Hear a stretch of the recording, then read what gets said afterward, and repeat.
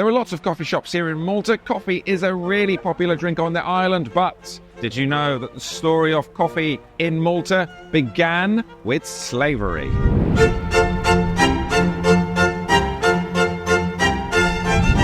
Today is a great day because it's International Coffee Day and I love coffee. So I'm marking the occasion by having a coffee here at Lot 61 in Valletta. It's my favourite cafe. Now, did you know that Malta has a long association with coffee?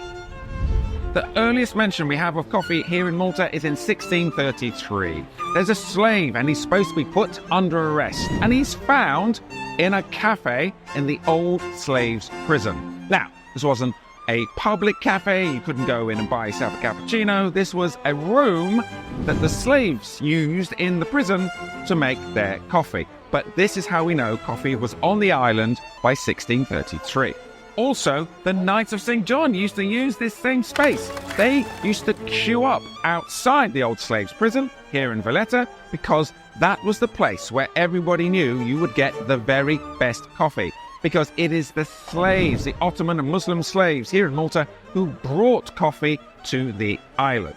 The knights would queue up, either enjoy the coffee on the premises, or they would take the beans home and brew it at home for themselves.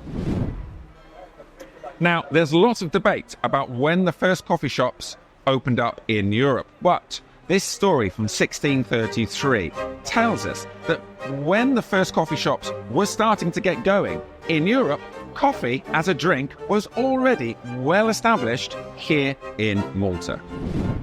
In the mid-1600s, there was a Maltese scholar called Domenico Magri.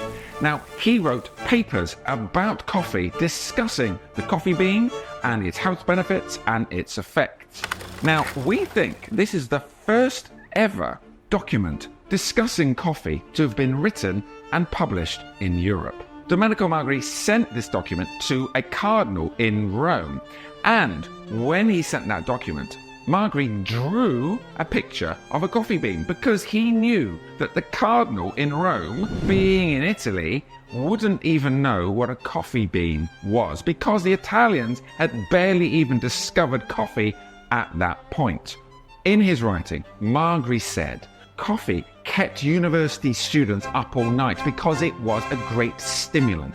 He also said that it had the opposite effect on men because he said drinking coffee meant that a man would have his sexual urges repressed and that coffee kept a man pure and celibate.